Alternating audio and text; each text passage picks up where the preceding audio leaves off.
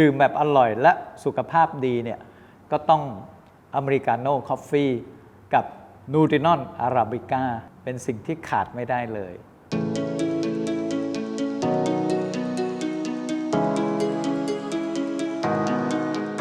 อเมริกาโน่คอฟฟี่ผมก็ดื่มทุกเช้าเลยนะเรียกว่าอยู่ในมื้ออาหารเช้าของผมหลังจากที่ตื่นมาจะออกกำลังกายประมาณชั่วโมงกว่านะพออาบน้ำเสร็จปั๊บมื้ออาหารเช้าจะเป็นข้าวต้มหรือขนมปังซาลาเปาขนมจีบซาลาเปาอะไรก็แล้วแต่จะกินคู่กับอเมริกาโน่คอฟฟี่เสมอมันเป็นเรื่องของความกระชุ่มกระชวยนะมีเรื่องของเจียวกู้หลานที่มันทำให้เรารู้สึกว่าสมาธิมันดีให้พลังงานรวมถึงมีเรื่องของส้มสีเลือดที่มันสามารถสมดุลเรื่องอนุมูลอิสระต่างๆแล้วก็มีวิตามินให้ด้วยนั้นพอดื่มเข้าไปสิ่งแรกที่สัมผัสเลยก็คือกลิ่นเนี่ยมันจะหอมเป็นพิเศษตั้งแต่ก่อนดื่มละนะหลังจากที่เข้าไปข้างในจะปรับสมดุลอารมณ์ต่างๆจากที่เราเครียดก็จะผ่อนคลายนะผ่อนคลายแล้วทำให้มีชีวิตชีวากระปี้กระเป๋าพร้อมที่จะเริ่มต้นงานใหม่ในเช้าวันนั้นเลยแล้วก็สามารถรักษาพลังงานได้ต่อเนื่องนี่เป็นเหตุผลที่ผมเลือกอเมริกาโน่คอฟฟี่มาอย่างต่อเนื่องยาวนานและเป็นเครื่องดื่มที่ผมขาดไม่ได้แม้แต่วันเดียวช่วงบ่ายนะประมาณบ่ายสองเนี่ยอีกแก้วหนึ่งแต่อีกแก้วหนึ่งเป็นนูรินอลอาราบิก้าคอฟฟี่นะครับตัวนั้นก็เรียกว่าเป็นแบบ3 in 1ความกลมกล่อมรสชาติความอร่อยก็อีกแบบหนึ่งนะทำให้เราสามารถสลับไปได้ทั้ง2แบบที่สำคัญก็คือสำหรับอาราบิก้าเนี่ยสามารถควบคุมเรื่องน้ำหนักได้ด้วยแล้วก็ดูแลผิวพรรณเพราะมีส่วนของคอลลาเจนผสมอยู่นี่ก็อาจจะเป็นเคล็ดลับส่วนหนึ่งที่ทำให้วัยนี้ไม่สามารถทำร้ายเราได้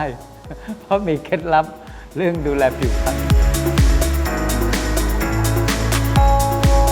ทานมาเรียกว่าตั้งแต่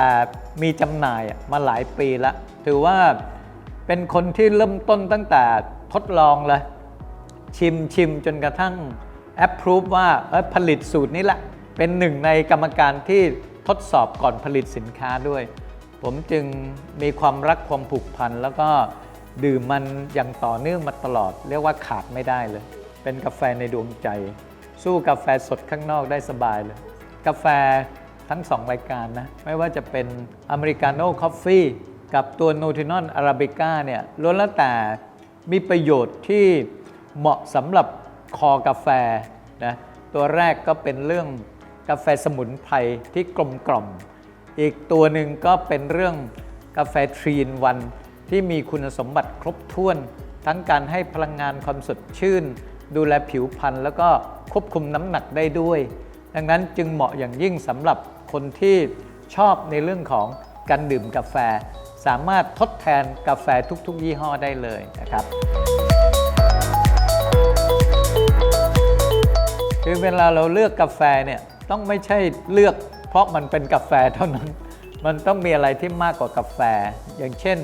เป็นเครื่องดื่มที่ดูแลสุขภาพไปในตัวหรือเป็นเครื่องดื่มที่มันให้ผลอย่างอื่นตามมาในเรื่องของการดูแลร่างกายบุคลิกภาพของเราด้วยที่ซัตเทิลมอลล์เนี่ยทุกรายการผลิตภัณฑ์เราจะใส่ใจเรื่องการดูแลสุขภาพเสมอนะอย่างนูรินอลอาราบิก้าเนี่ยเราก็ไม่ได้ใช้น้ำตาลนะใช้สารทดแทนดังนั้นคนที่มีปัญหาน้ำหนักตัวหรือกลัวน้ำตาลในเลือดสูงก็สามารถดื่มได้แบบสบายใจเพราะไม่มีผลต่อการเพิ่มน้ำตาลในร่างกายของเราอยากจะเชิญชวนทุกท่านนะครับว่าดื่มกาแฟที่ซัตเทิลมอลล์สามารถเป็นเพื่อนที่ทำให้เรามีชีวิตชีวาแล้วก็ยังปลอดภัยต่อสุขภาพของเราด้วยดื่มแบบอร่อยและสุขภาพดีเนี่ยก็ต้องอเมริกาโน่คอฟฟี่กับนูทรินอลอาราบิก้าเป็นสิ่งที่ขาดไม่ได้เลย